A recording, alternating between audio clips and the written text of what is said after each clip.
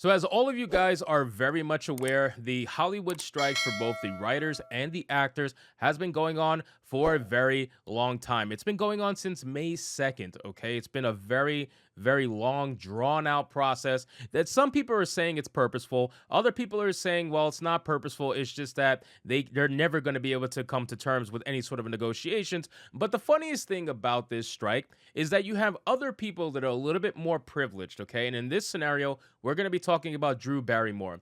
Drew Barrymore got a lot of backlash, and I was meaning to make a video on this, but I just didn't jump on it right away because I had a feeling that when she came out and tried to double down and say that she was going to continue her show regardless of the backlash that she was getting for doing this during the strike, I had a sneaking suspicion that there was going to be an article coming out a day or two later saying that she is going to apologize and that she's actually going to stop the show. And lo and behold, we have an article from Fox News that says exactly that. It has a headline that says Drew Barrymore apologizes and pauses the show after facing intense scrutiny for resuming production during the strike. The Hollywood writers' strike has been ongoing since May 2nd. So again, ladies and gentlemen, I am not surprised in the slightest that Drew Barrymore is going to bend the knee and decide to not do the show, considering that it's considered distasteful to do this show, knowing that her own writers are out there striking right now. That's the biggest backlash that she's getting about this. So let's dive a little bit deeper, guys, into this article from Fox. But of course, before we do, I'm Shadow Ban as hell. If you're new here, consider subscribing to the channel. I would greatly appreciate it, and like the video to push us out into the YouTube algorithm. So it says Drew Barrymore is shutting down production of her daytime talk show after receiving an onslaught of backlash for resuming production amid the Hollywood writers' strike. She says, "I have listened to everyone, and I'm making the decision to pause the show's premiere until the strike is over," she wrote in a statement to Instagram, where she shared all of her updates. "I have no words to express my deepest apologies to anyone I have hurt, and of course, to our incredible team who works on the show and has made it what it is today." It says, "We really tried to find our way forward, and I truly hope for a resolution for the entire industry very soon," she concluded. Now, again, she posted this on Instagram. She deleted her initial post where she said that she was going to be resuming the show regardless of the strike, and I'm not surprised, okay? And she tries to say that this is not a PR team stunt or anything like that, and she's speaking from her own self. But again, I can't help but feel as if she was told to do this. You know what I mean? Like, all of these people who are seemingly in charge of their own shows, they're not really in charge of their shows, okay? They answer to a network. They answer to people much higher than them in the grand scheme of things, in the overall, hierarchy of whatever the studio. So I'm not surprised that she was told, and I really do feel like she was told to stop this and not do the show because it looks better for her if she doesn't do the show. And she does go on to mention that other people's jobs are on the line and are risked if the show doesn't go on. So it's not just writers, it's not just actors, but there's other people who are involved in the production that need to get the show rolling. Like, how else are they going to get paid? So you're bringing everybody else down with you because you decided to strike as writers and actors. I find that to be a little messed up too. But of course, when it comes to these people who are in Hollywood, they're very narcissistic. So everything is about them at the end of the day. It says Barrymore announced her return to television last week, and CBS network confirmed the Drew Barrymore show would air new episodes beginning September 18th. The writer's strike has been ongoing since May 2nd. "I own this choice," she wrote at the time. "We are in compliance with not discussing or promoting film and television that is struck of any kind. We launched live in a global pandemic. Our show was built for sensitive times and has only functioned through what the real world is going through in real time." I can't stand her. Isn't she the one that basically kneeled for Dylan Mulvaney? I'm pretty sure she was the one that basically kneeled in front of Dylan Mulvaney, and this is essentially kneeling in front of the trans movement. You know what I mean? Like, giving up her entire femininity just to virtue signal to trans people. I'm pretty sure it was her. I could be wrong, but you guys can let me know in the comments down below.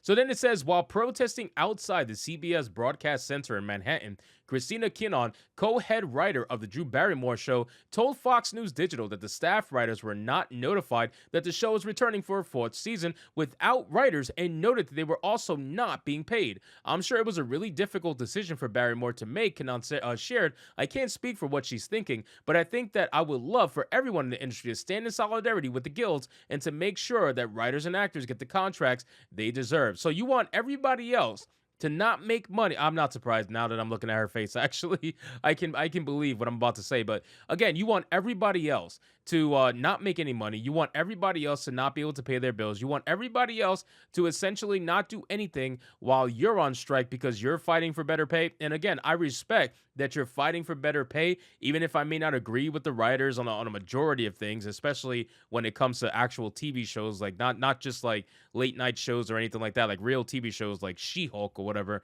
I don't agree with any of them at the end of the day, but still, I can respect that you're trying to fight for better pay and all this other stuff. But just because you're trying to do that fight doesn't mean that everybody else should go down with you. You know what I mean? Like they should be able to continue doing their own personal job, and maybe they're happy with their pay. Maybe they get paid enough, and maybe they're okay with where they're at in terms of a career. So if they're okay with it, why should they stop because you're not okay with your money? Why should they stop because you're not okay with what you're getting paid? That kind of seems a little bit narcissistic, and that kind of seems like you want total control more so than equality or whatever you're trying to supposedly fight for. So I just don't.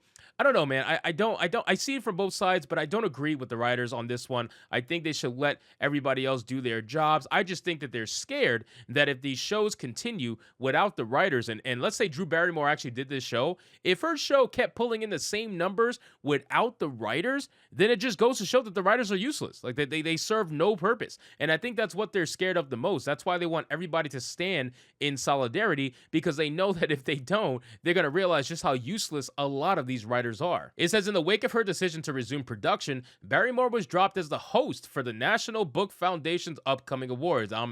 Again, I'm not surprised. She's a white woman. She's very easily canceled. It is what it is. She issued another apology Friday in a since deleted video shared on Instagram. It says, "I've been through so many ups and downs in my life." Oh, here we go. "And this is one of them. I deeply apologize to writers. I deeply apologize to unions. I deeply apologize," Barrymore said.